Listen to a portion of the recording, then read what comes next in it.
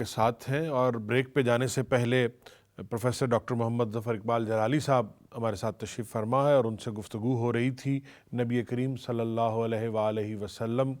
کی ذات مبارک کے حوالے سے کہ بحیثیت رحمت للعالمین ان کو کہا گیا ہے، اور ان کی ذات مبارکہ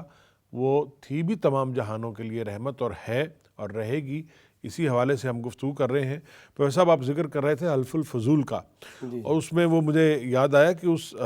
حلف الفضول کی ایک جس کی وجہ سے یہ نام شاید اس کا حلف الفضول رکھا گیا کہ اس میں کوئی بہت سارے لوگ ایسے تھے جن کے نام میں فضل کا لفظ 3 لوگ تھے جن کے نام میں فضل آتا تھا، تو اس لیے وہ فضل کی جمع فضول۔ اچھا، ہمارے ہاں یہ عربی ایک الگ زبان ہے، اور اردو میں بعض اوقات وہ معنی اس کے غلط رائج ہو جاتے ہیں، تو ہمارے ہاں فضول جو ہے وہ بیکار چیز کو کہا جاتا ہے، حالانکہ عربی میں فضول جو ہے وہ فضل کی جمع ہے۔ ہاں بالکل، وہ اس کی جمع ہے، اور اس کے وہ 3 لوگ تھے نا، تو وہ پھر اس طرح ان کے ساتھ شہرت ہو گئی۔ آخر وہ تو اپنے معاشرے میں تو نامین گرامی تھے، جی ہاں، جی ظاہر ہے انہوں نے انہی کے نام سے وہ معاہدہ مشہور ہوا ہے، تینوں سردار تھے عرب کے۔ اور حضور نبی کریم صلی اللہ علیہ وآلہ وسلم کا اس میں بظاہر مطلب ہے عمر مبارک بھی کم تھی اس وقت، جی جی جی بالکل ظاہر ہے، یہ تو نبوت کا جو اظہار اعلان ہے وہ بھی نہیں کیا ہوا تھا۔ تو ایسے ماحول میں بھی نبی کریم صلی اللہ علیہ وآلہ وسلم نے معاشرے کے لیے ایک رحمت ثابت ہوئے، کس انداز میں ثابت ہوئے۔ بلکہ اسی طرح کا جو حجر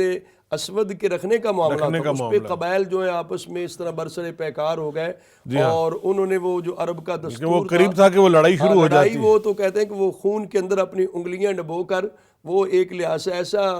اگریمنٹ کرتے یا اظہار کرتے تھے کہ ہم جو ہے قتل ہو جائیں گے، خون بہا دیں گے، کچھ بھی کر لیں گے، پیچھے نہیں ہٹیں گے۔ تو انہوں نے پھر جب سرکار دو عالم صلی اللہ علیہ وسلم نے کتنی خوبصورتی کے ساتھ ان کا معاملہ حل فرمایا، ان میں سے ایک شخص نے کہا کل جو باب شیبہ سے پہلے شخص آئے وہ جو فیصلہ کرے ہمیں منظور ہے۔ تو اللہ تعالیٰ کا کرنا ایسا ہوا کہ حضور نبی رحمت صلی اللہ علیہ وسلم تشریف لائے۔ تو میں تو کہتا ہوں آج ہمیں معاشرے میں جو ہے نا لوگ ملتے ہیں جو مسائل الجھانے والے ملتے ہیں، سلجھانے والے نہیں ملتے۔ نبی کریم صلی اللہ علیہ وآلہ وسلم کی ذات گرامی اور آپ کا اسوہ رحمت ہے، اسوہ کاملہ کس طرح ہے کہ آپ چاہتے تو خود بھی تو ان لوگوں نے تو کہہ دیا تھا کہ جو فیصلہ کرے ہمیں منظور ہے۔ نبی کریم صلی اللہ علیہ وسلم چاہتے تو خود ہی حجر اسود جو ہے وہ رکھ دیتے، لیکن آپ نے ان 4 قبائل کو کہا کہ چادر بچھائی جائے، حجر اسود اوپر رکھا جائے، اور 4 قبائل کے سردار ایک ایک کونا پکڑ لیں۔ یہ ہے کہ اوروں کو ریسپیکٹ اور عزت دینا، یہ معاشرے کو سکون مہیا کرتی ہیں چیزیں۔ تو سرکار دو عالم صلی اللہ علیہ وآلہ وسلم نے ان کو فرمایا کہ یہ چادر پہ آپ حجر اسود اٹھا کے لائیں، کعبہ شریف کے قریب جب لے آئے تو آقا حضور علیہ السلام پکڑ کے اپنی جگہ پر نصب فرما دیا۔ تو یہ نبی کریم صلی اللہ علیہ وسلم کا اعلان نبوت سے پہلے بھی جو ہے آپ کی شخصیت اور آپ کی ذات کا یہ معاملہ تھا۔ آپ کی رحمت۔ اچھا، اس میں ہم اور بھی دیکھتے ہیں کہ جب اعلان نبوت ہوا، اور اعلان نبوت کے بعد کفار مکہ نے آپ کو ہر حوالے سے تنگ کرنا شروع کر دیا، آپ کے اوپر، آپ کے ساتھیوں کے اوپر ظلم و ستم توڑنے شروع کر دیے۔ خاص طور پر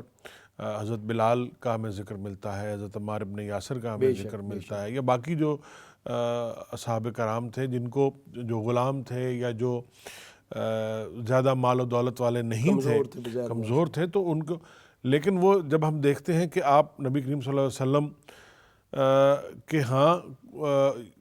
جب اختیار آپ کے پاس آتا ہے، اقتدار آپ کے پاس آتا ہے، تو آپ بجائے بدلہ لینے کے آپ انہیں معاف کرتے ہیں، اور آپ ان کے ساتھ رحمت کا سلوک کرتے ہیں۔ یہ تو اگر دیکھا جائے تو پوری جب طائف میں گئے ہیں، طائف کے سفر میں جب آپ گئے ہیں تو اس وقت تو باقاعدہ طور پہ مالک الجبال جو تھے اللہ تعالیٰ کی طرف سے پہاڑوں کے فرشتہ،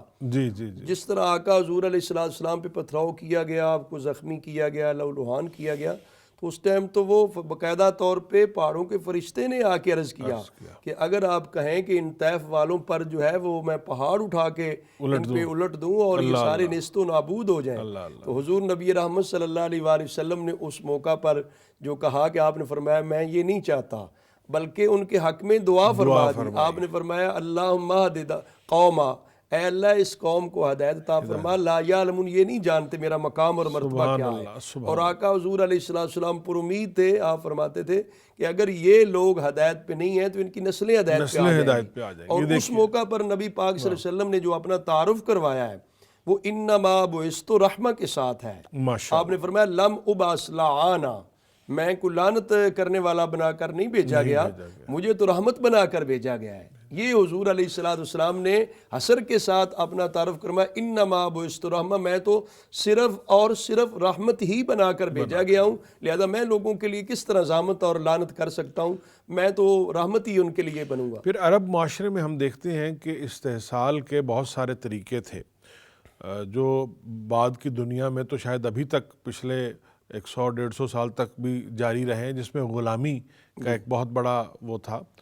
آج ویسٹرن دنیا یا امریکن جو ہیں وہ بڑے انسانی حقوق کے علم بردار بنے ہوئے ہیں، لیکن حقیقت یہ ہے کہ 100-150 سال پہلے تک، 200 سال پہلے تک وہاں تو غلاموں کے ساتھ جو سلوک تھا وہ جانوروں سے بھی بدتر ہوتا تھا۔ جی جی، تاریخ کی کتابوں میں ملتا ہے کہ وہ جانوروں کی طرح ان غلاموں کو سدھایا جاتا تھا، اور اس پر باقاعدہ وہاں امریکہ کے سپریم کورٹ نے فیصلہ بھی دیا کہ آپ یہ کر سکتے ہیں۔ یہ ایک بڑا تاریخ باب ان کی تاریخ باب ہے ان کی تاریخ کا۔ لیکن اسلام میں ہم دیکھتے ہیں کہ غلاموں کے حقوق پہلی بار، یعنی اسلام نے، نبی پاک کریم صلی اللہ علیہ وآلہ وسلم نے غلاموں کے باقاعدہ حقوق کا ذکر کیا۔ سرکار دو عالم صلی اللہ علیہ وسلم نے صرف حقوق ہی نہیں مقرر فرمائے، ان کی عزت افزائی بھی فرمائی ہے۔ مطلب دیکھا جائے تو حضرت بلال رضی اللہ تعالیٰ عنہ حبش کے غلام ہیں، اور ان کو بعض اس لیے اذیت اور تکلیف دی جاتی ہے کہ وہ دامن مصطفیٰ صلی اللہ علیہ وسلم سے وابستہ ہوئے ہیں، اللہ تعالیٰ کی توحید پہ ایمان لائے ہیں مسلمان ہونے کی وجہ سے۔ جب حضرت سیدنا صدیق اکبر رضی اللہ تعالیٰ عنہ نے مہنگے داموں انہیں خریدا اور آقا حضور کی بارگاہ میں لے کر آئے، نبی کریم صلی اللہ علیہ وسلم بڑے خوش ہوئے۔ آپ نے فرمایا اے ابو بکر مجھے بھی اس خریداری میں شریک کر لیں۔ تو حضرت سیدنا صدیق اکبر رضی اللہ تعالیٰ فرمایا آقا حضور آپ کو اس میں شریک کیا کرنا ہے، ہم دو بندگانے کوئے تو است، آقا حضور میں بھی آپ کا غلام، حضرت بلال بھی آپ کا غلام، ہم تو آپ کے غلام ہیں، یہ آپ کی طرف سے یہ ایسا رکھ۔ تو نبی کریم صلی اللہ علیہ وسلم نے ان کو پھر جو عزتیں عطا فرمائی ہیں، انہیں جو شرف بخشا ہے، بلکہ حضرت زید بن حارثہ رضی اللہ عنہ جنہیں حضور نے اپنا بیٹا قرار دیا، متبنہ بنایا، اور پھر وہ مطلب غلام تھے، بلال کے بارے میں تو بکتے آئے، اور اسی طرح آقا حضور علیہ السلام نے ان کو اپنا بیٹا قرار دے کے اس معاشرے میں جہاں غلاموں کو اتنی ذلت اور رسوائی کے ساتھ دیکھا جاتا، آپ نے جب اسے بیٹا بنا لیا پھر لوگوں کی تو وہ ایک لحاظ سے آنکھیں کھل گئی کہ یہ کیا ہو گیا۔ تو سرکار دو عالم صلی اللہ علیہ وآلہ وسلم نے اس موقع پر جو ہے وہ غلاموں کو عزت بخشی، بلکہ ہم جب دیکھتے ہیں شریعت کے احکام مطہرہ کے اندر بھی، قرآن مجید کے اندر بھی، احادیث مبارکہ کے اندر بھی روزے کا کفارہ ہے، مختلف کفارات ہیں، جو بندے سے کوئی ایسا جرم سرزد ہو جاتا ہے اس کے بدلے میں شریعت نے جو کفارے مقرر کیے، ان کے اندر بھی باقاعدہ طور پر غلاموں کو آزاد کرنے کا کہا گیا۔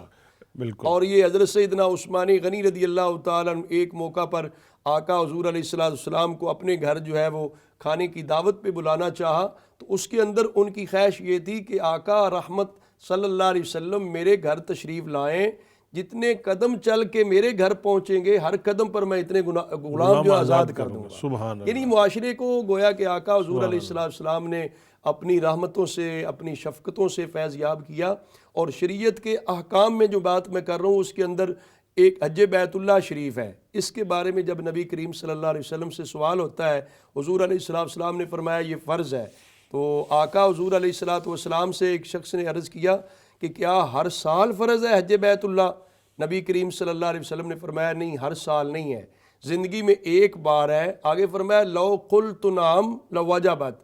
اگر میں تیرے سوال کے جواب میں نعم کہہ دوں نا تو یہ واجب ہو جائے گا۔ جیسے آپ پہلے کہہ رہے تھے نا کہ حضور کی زبان مبارک سے جو نکلتا ہے وہ قانون بن جاتا ہے، تو نبی کریم صلی اللہ علیہ وسلم نے فرمایا لو قلت نعم لوجبت۔ اور یوں ہی آپ نے ایک موقع پر یہ بھی ارشاد فرمایا کہ اگر مجھے امت کا مشقت میں پڑھنے کا ڈر نہ ہو تو میں ہر نماز کے ساتھ ہی ان کو مسواک کرنے کا آرڈر جاری کروں۔ نبی کریم صلی اللہ علیہ وسلم کی سنت مبارکہ ہے، لیکن فرض تو نہیں ہے مسواک کرنا۔ نبی کریم صلی اللہ علیہ وسلم اگر حکم دے دیں تو وہ پھر آگے فرضیت کے طرف چلا جائے۔ حضور علیہ السلام نے فرمایا کہ میں اگر امت کو مشقت میں پڑھنے کا ڈر نہ ہوتا تو ہر نماز کے ساتھ مسواک کا حکم بھی دیتا، اور عشاء کی نماز آدھی رات کو پڑھنے کا بھی کہتا۔ یہ بھی حضور علیہ الصلوۃ والسلام نے فرمایا کہ میں عشاء کی نماز کو مؤخر کرنے کا حکم دیتا، جو میں حکم نہیں دے رہا محض اس لیے کہ میری امت کے لیے مشقت بنے گی۔ نبی کریم صلی اللہ علیہ وسلم کے لیے تو ظاہر ہے یہ معمولات مشقت نہیں دے، آپ تو اللہ تعالیٰ کی عبادت اور بندگی کا جو ذوق شوق تھا، اور رب تعالیٰ کے آخری نبی اور خاتم النبیین ہیں، لیکن انسانوں کا آپ نے ہر مسئلے میں جو شریعت کے احکام ہیں ان کے اندر بھی حضور علیہ الصلوۃ والسلام نے لحاظ اور خیال رکھا ہے۔ بے شک، اور اس میں ہم جب ان کی دیکھتے ہیں، سب سے بڑا جو ایک مظاہرہ ہمیں نظر آتا ہے، پوری تاریخ میں شاید اس کی مثال نہیں ملتی، کہ فتح مکہ کے موقع پر نبی اکرم صلی اللہ علیہ وآلہ وسلم نے جس طرح سے ان تمام لوگوں کو امان بخشی جنہوں نے ساری زندگی اسلام کے خلاف کام کیا، آپ کو تنگ کرنے میں کوئی کسر نہیں اٹھا رکھی، تو آپ نے اس وقت کہا کہ نہیں، جو شخص بھی خانہ کعبہ میں چلا جائے اسے بھی امان ہے، جو ابو سفیان کے گھر چلا جاتا ہے اسے بھی امان ہے، جو یہاں سامنے آ کے معافی مانگ لیتا ہے اس کو بھی امان ہے۔ یہ جس طرح آپ فرما رہے ہیں، باقاعدہ طور پہ میں نے بھی اس پہ بڑی اسٹڈی کی ہے، پوری انسانی تاریخ میں ایک واقعہ بھی نہیں ملتا جو حضور علیہ الصلوۃ والسلام فتح مکہ کا جیسا، یعنی ایک ایسا رحمت کا اظہار آنکھیں ہوا، کھولنے والا جو اتنا عفو اور درگزر کا واقعہ پوری انسانی تاریخ میں نہیں ہے۔ بے شک، مطلب میں تو کئی بار وہ دوستوں سے کہتا ہوں کہ یہ جو بھی پس منظر میں چیزیں ہوں، ڈاکٹر عافیہ صدیقی ایک خاتون تو ہے نا، اس کے ساتھ جو کچھ کیا جا رہا ہے یا ہو رہا ہے، تو نبی کریم صلی اللہ علیہ وآلہ وسلم نے تو ان لوگوں کو ہزاروں کی تعداد میں تھے، گرفتار ہو گئے، قید کر دیے گئے، تو سرکار دو عالم صلی اللہ علیہ وسلم جب طواف کعبہ سے فارغ ہوئے، بیت اللہ شریف جب مکہ مکرمہ فتح ہوا، تو آقا حضور علیہ الصلوۃ والسلام ان کی طرف گئے، تو آپ نے ان سے پوچھا، آپ میرے بارے میں کیا خیال رکھتے ہو کہ آج میں تمہارے ساتھ کیا سلوک کرنے لگا سبحان ہوں؟ اللہ، تو ان کی زبان سے جو یک زبان لفظ نکلا وہ یہ تھا، خیرہ، یہ کہا کہ انت کریم وابنو، انت اخن کریم وابنو